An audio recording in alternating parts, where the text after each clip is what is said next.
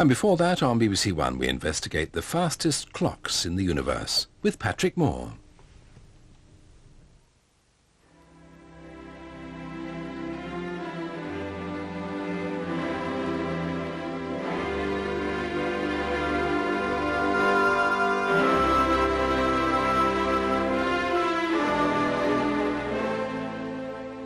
Good evening. I want to begin by saying something about star clusters. I think many people can recognize the lovely open cluster of the Pleiades, or Seven Sisters, now very prominent in the evening sky, in the general area of Orion, and of course the red planet Mars is there too. And in fact the Pleiades contains hundreds of stars, of which you can see at least 7 with the naked eye under good conditions. Just see how many you can count. Now that's an open cluster. But there are also clusters called globular clusters, and they're quite different. Not very many well on view now, but there is one in the general area of Pegasus, very low down after dark, and it's called M15, M standing for Messier, the famous French astronomer who catalogued these things. And this globular cluster is quite different from the Pleiades. It's a huge symmetrical system containing something like 1 million stars and about 50,000 light years away. So the stars near the middle are pretty densely packed. Globular clusters, in fact, lie round the edges of our main star system or galaxy. They're in what we call the galactic halo, a kind of outer surround, and more than 100 of them are known. Now for something different again, the Crab Nebula. Once again, in Taurus, the bull, not far from Orion, close to the third magnitude star Zeta Tauri. You won't see the crab with the naked eye. Very good binoculars will just about show it. Telescopes will. And when photographs are taken with large telescopes, this is what you see. It looks like a mass of gas, and that is exactly what it is. And we know that the Crab Nebula is the remnant of a star that literally blew up, and was seen to do so way back in the year 1054, in a supernova outburst. A very massive star blew itself to pieces, and all that's left now is this patch of expanding gas, and right in the middle is the crab's powerhouse, a thing called a pulsar. It's made up of neutrons, it's very small, only a few miles across, and it's spinning round very rapidly indeed and sending out pulsed radio waves, which is how we detect it. In fact, it's spinning round 30 times every second. Now that's pretty fast, and other pulsars are known. But recently, we've discovered an entirely new class of pulsar, quite different, and these spin round hundreds of times per second. We call them millisecond pulsars, and they're very interesting indeed. And at this stage, I'm delighted to introduce to the sky tonight Professor Andrew Lyne of the University of Manchester at Jodrell Bank. First of all, Andrew, how do these millisecond pulsars differ from the ordinary pulsars, such as the crab? Well, let me try and illustrate the difference by playing the sounds of some pulsars. One can, if you attach a radio receiver to the output of a large radio telescope like that at Jodrell Bank, you can produce some sounds which give you some indication of what the radiation's like. The first pulsar is 0329 plus 54, which is a very average sort of pulsar with a period of about 7/10 of a second. And that sounds like this. It's difficult to imagine that this is a body with the same mass as the Sun, which is 1 million miles in diameter, that it can rotate so fast. And the reason is that it's very dense. It's so dense that a pinhead of the material at the center of the star would weigh as much as a supertanker. How big is it? Only a few miles across? It's perhaps 10 miles across, something like that. And why are we getting these pulses of radio radiation? Well, the reason they pulse is that they have magnetic fields associated with them. They're essentially large, rapidly rotating bar magnets, and particles are drawn up along the magnetic field lines out of the magnetic poles, and these particles radiate out along the magnetic field lines and produce a beam of radiation. The reason we hear pulses is for the same reason that we see flashes of light from a lighthouse beam. As the beam rotates, as the light rotates, so we see a flash when the beam crosses the Earth. But that first pulsar you told us about just now, that's fairly slow by pulsar standards, isn't it? Yes, it is. Most pulsars go at that sort of rate, but younger ones rotate somewhat faster. For instance, the Vela pulsar rotates 11 times a second. This again is in a supernova remnant. We can see the remnants of the outer parts of the star which have been blown away, And here we can hear the pulsar. It's a bit like a tom-tom. Well, that one I think is about 15,000 years old. That's right. The crab pulsar is much younger. That's only about 1,000 years old, and that's rotating 30 times a second. And that sounds a bit like pneumatic drill. You'll just about hear the pulsations, only just. Yes, that's right. Well, these are all very young pulsars. They've got intense magnetic fields, and they're losing energy very rapidly, so that in a matter of a few million years, they will spin down and stop radiating, and they'll just be dead neutron stars spinning away to themselves, and we won't be able to see them. But the millisecond pulsars are different. Yes, the millisecond pulsars are rotating much more rapidly, but they're not slowing down. They're, in fact, very old objects on the whole, and the sounds of a millisecond pulsar is quite different, as we can hear now. Now, how fast is that one going round? About 600 times a second? Yes, a little bit more than that, about 642 times a second this one's rotating. Is that the holder of the speed record so far? It's very close to it. There are another 2 pulsars with similar periods, but it does in fact still hold the record. How many millisecond pulsars are there? Well, it's rather difficult to estimate because they're very difficult to find. Up to a few years ago, up to about 3 years ago, we'd only found another 2, but now we know of about 2 dozen. Well, how do you go about finding them? Well, only the very largest radio telescopes can be used, and 3 have been successful. They're the 250-foot telescope, the Lovell telescope at Jodrell Bank. There's the 210-foot telescope at Parkes in New South Wales in Australia, and also the 1,000-foot telescope at Arecibo in Puerto Rico. And you also need to use very large computers to look for the pulsations.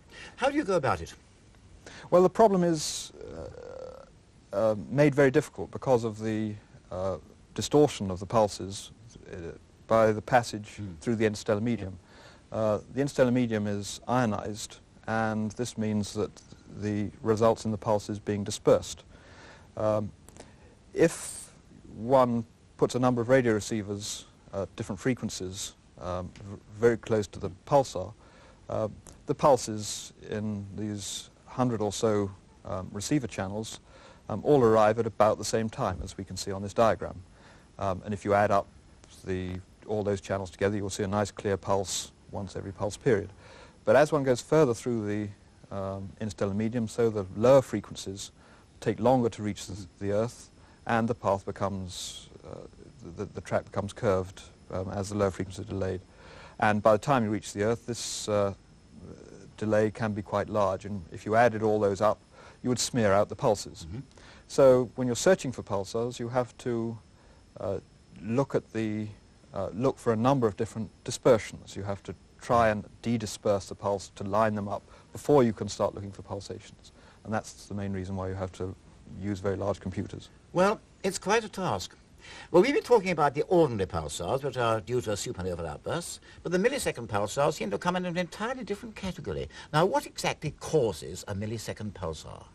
Well, shortly after the first one was discovered, 1937 plus 21, it was suggested that the short periods were due to a spin-up process in which old dead neutron stars or pulsars were spun up by the accretion of material in a binary system. A binary being a two-star system, 2 stars going together in space. And that's right. And an ordinary star in orbit around a neutron star, when it reaches the end of its life, it goes to into a red giant phase where the star expands and the neutron star can suck gas from the atmosphere of the companion star, and that gets drawn into an accretion disk, which, as the gas spirals in towards the star. This gas is very hot indeed. It gets heated to very high temperatures and radiates in X-rays. And we see this occurring in the objects called low-mass X-ray binary systems. And these are detected using satellites and balloon-borne instruments. So what actually happens is that the gas pulled away from the ordinary star is drawn toward the neutron star, and then literally gives it a kick, so to speak, and spins it up again, makes it go faster and faster. Right, well, we can demonstrate that with a simple little model here. If I blow a stream of gas at this model pulsar, this ball, as the molecules strike the surface of the gas, so they spin the pulsar up. quite graphic. I imagine that with a pulsar it takes a good many millions of years. That's right. It must take 10 million years at least to spin up a pulsar to the sorts of periods that we see. Well, you know, I remember when we were doing a sky at night from Jodrell Bank a few years ago, you just then were discovering the first millisecond pulsar inside a globular cluster, and that brings us back to globular clusters. Right. Globular clusters are very dense swarms of stars. They're gravitationally bound, and as you mentioned, they have very high stellar densities, with densities of perhaps 1 million times the density of stars in the neighborhood of the Sun. They're all moving with respect to one another, and because of this, there are lots of collisions and interactions, and binary systems are formed. And it's probably because of that we see a lot of low-mass X-ray binaries in globular clusters. So it was obvious that the place we should look for millisecond pulsars is where we see low-mass X-ray binary systems in globular Yes, clusters. but it must be a rather difficult matter. After all, there must be 1 million stars in a globular cluster, and near the centre they're very densely packed. Well, how do you start looking for a millisecond pulsar in all that mass? Well, it's not as bad as you might think, because the large beams of the radio telescope encompasses the whole of the core of a globular cluster, so we can look at it all at once. However, we hadn't 3 years ago got the computer power to do a survey of a large number of globular clusters to look for millisecond pulsars. So a group in the United States used the VLA, or Very Large Array, to synthesize a large diameter radio telescope and look for very small diameter sources in about a dozen globular clusters. They found one source in the middle of the cluster M28, and this source was buried right in the core of the cluster, and is shown by the position of this cross. The pulsations from this were found shortly after using the large radio telescope at Jodrell Bank. The object, that source, had got a steep spectral index and high linear polarization, and the data received from the Lovell telescope was sent to the United States, to Los Alamos, where they had a powerful Cray XMP computer, and they very shortly discovered the presence of a 3 millisecond pulsar. Well, millisecond pulsars are of various types, but as not all of them are members of binary systems, and yet they are presumably produced by being spun up by companion stars, well, if companion stars are no longer there, what's happened to them? Well, we were scratching our heads over that one in 1988 when Joe Taylor and Andy Fruchter at Princeton University discovered a most exciting object, which was a 1.6 millisecond pulsar in an 8-hour orbit around a companion star. However, the surprise here was that the companion star had a mass of only about a 50th of that of the Sun. That's not very much. No, it's barely a star at all. It's only a little bit larger than Jupiter, for instance.